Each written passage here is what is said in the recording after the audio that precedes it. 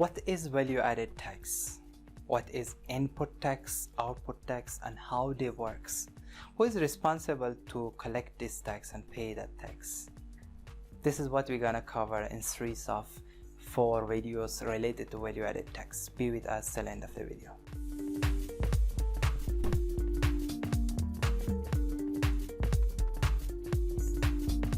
This is Milad Akbari from Akbari Education. Welcome to your channel and welcome to part 2 of value-added tax. As I told you, there will be series of 4 videos related to value-added tax. It covers the input-output tax, what is value-added tax overall, the explanation related to that, some examples, how it works and who is responsible to pay for that, and even some terminologies which we're gonna cover in this video. But in this part 2, what we're gonna cover, there will be a discussion about the input versus the output tax and what are the differences between them, how the VAT will work, the example, and a practice question. Let's directly jump into that. What does it mean by output tax? Sales tax charged on goods and services sold by a business is called output tax. So if we go in detail, output tax is the tax you're gonna receive from the output of the business. You have sales, this is output of the business, and what you're gonna receive in response from this sale is called the output tax. But what's input tax? Sales tax or VAT paid on goods and services bought in by a business. Suppose you have purchased something, there is input to the business, and the tax you're gonna pay against that input of the business is called input tax. This a bit will make you confused, but you need to think of that. We have the output tax by the output of the business, which is some tax which you have collected. It's called output tax. But in other side you have input tax, which is by the input of the business, but you're gonna pay some tax. Let's continue to the next slide. Business that pay what on their purchases will recover what. How it's going on?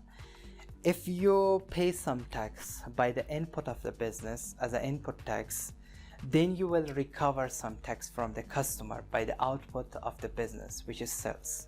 And the differences between them will cause you some liability that you need to pay, or there will be some refund you need to receive from tax authorities. Suppose in the table below of the slide shown at the below of the screen, you can see that in case the output tax received is $1,000 and you paid some input tax of $900, there will be additional $100 which is not your cash, and you need to pay that back to tax authorities, and that's your liability of the business. And another side, if suppose you have received output tax of $900 and you paid $1,000 against that, the difference of $100 additional payment you did is the amount you're gonna receive as a refund from your tax authorities. The whole process, how it works is here. Suppose we have the manufacturer who purchased the raw material with the net price of $40, but some additional VAT has been charged on that of $6. The total amount that this manufacturer has been paid is $46. This is the amount he have paid, and from that $46 he have worked on that, and he gonna now sell that product on $230. But this $230 sale is made up of $30 tax and $200 the net price. So what he have paid is $6 as a tax from as a name of input tax, and he have recovered output tax of $30. The difference of $24 is the amount the manufacturer need to transfer to the tax authorities. It will go to the next step, which we have the wholesaler. He purchased that product as $230 and sell back to $368, and the difference of $18 from $30 and $48 tax, input tax and output tax, is the amount that this wholesaler is liable to pay to the tax authorities. The third stage retailer purchased this product as $368 and he sold that product again for $552. The difference of $72 and $48, the input and output tax, is the amount he is responsible and he needs to pay to the tax authorities. But who will bear that? You see, what the wholesaler paid received back, recovered that. What the retailer paid has received back. But the final bearer of this tax is the final customer, who need to pay $72 as a tax, which already deducted and paid in different stage. And this $72 is bared by the final customer in the total amount of $552. But the actual net price of that product was only $480. We have an example here. A company sells goods for $127,350, including sales tax. Including means it's the gross price of 20% for the quarter of the year, for one quarter. It buys goods for $101,290, including sales tax again. Now the question is, what amount will it pay to or receive from the tax authorities for this quarter? Now we need to calculate what is the output tax and what is the input tax of the business, and the difference is the amount will be recovered or will be paid to the tax authorities. From the part one of the this value-added tax videos, we have studied that there is net amount and the what will be added to that and will end up to the gross price. The net price is always 100% plus the value-added tax rate of the country where you live. Here in example, say 20% will equal to 120% the gross amount. The question said for the sales of the business is $127,350. 127,350. This is the gross amount, and we need to calculate the value-added tax of this. If you remember, let me draw that on the board. The value x, we need to find out this figure. X is equal to, what come in denominator is 120, and 20 multiplied by 127,350 will come as the numerator. So the calculator, 20 multiplied by 127,350 divided by 120 will end up 21,225. 21,225. This is from the sale of the business. This is output tax.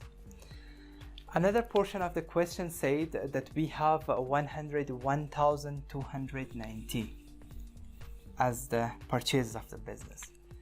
This is also inclusive of tax, 101,290 as a gross amount inclusive of tax.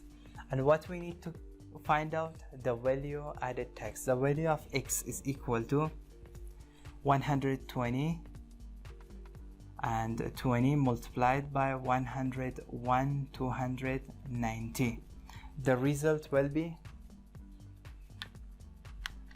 20 multiplied by 101,290 divided by 120 will end up to 16,882. 16,882. Now, what is our responsibility, or what the question asked from us is whether this supplier need to pay tax, recover tax, or pay tax to the authorities. So the case is here, this is the amount he have received and this is the amount he have paid, and the difference between two is 21,225 minus 16,882. The difference of 43. 4,343. This is the balance which the company is responsible to pay to the tax authorities. So he is liable for that. Let's continue to the next question. It is a practice question. The question said, Alfred is registered for sales tax. Means, of course, there are some thresholds and these things inside your government, which we're gonna cover in part 3 and part 4. You need to see these videos for more explanation on that. But if a company is registered for sales tax, they are responsible to pay tax and recovers that tax. He makes sales of $25,000 including sales tax. It means it is inclusive. It is gross amount of $25,000 and purchases goods for $7,000 excluding sales tax. It means it is a net amount of purchases of $7,000.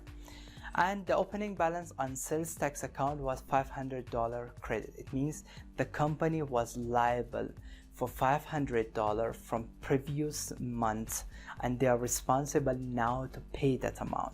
It is $500. Sales tax is 20%. Let me clean the board.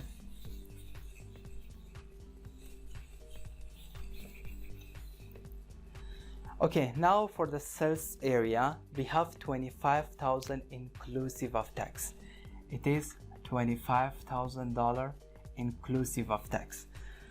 But for the purchase, it is $7,000 net amount. $7,000 net amount. And it will be added by what? And will end up to gross amount. So another point, it mentioned there is a liability of $500. Let me note that here. $500 the company already in credit.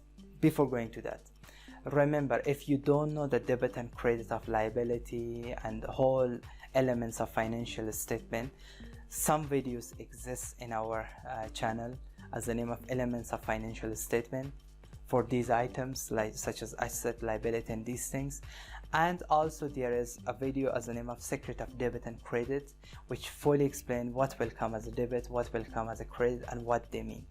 Go and review these videos. But to continue, we have 500 on credit as a liability, and what is the balance for this period as well.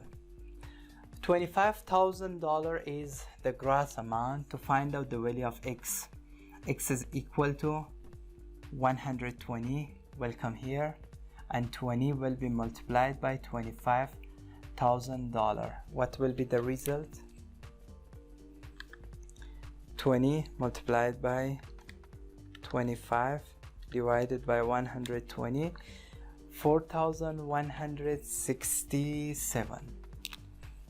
4,167 is the amount he have received, Alfred has received from the sales he made. But there is $7,000 as a net amount. It's simple word. For when we have the net amount, it is directly multiplied by the tax. There is no such proportion and these things. Multiplied by 20%, 7,000 multiplied by 20% is equal to 1,400. 1,400. You can add them together, 8,400 as a gross amount. But here we need this one. You can see we have $4,167 as a tax I have received from the customer, and I am liable to pay that to the tax authorities. That's why it will be added here, 4,167. But I have paid for my purchases $1,400, which I need to recover that back. So $1,400 will be deducted, and the remaining balance will be 500 plus 4,167 minus 1,400 will be 3,267. 3,267. This is additional amount after the input and output tax that this company, Alfred, need to pay to the tax authorities. So option D is the correct one. Thank you so much for being with us till the end of the video. Kindly remember to subscribe to the channel, press the notification button, and more than that, value-added tax is one of the important points and areas for all the companies and even in tax experts certifications and degrees. So remember to share this video with your friends.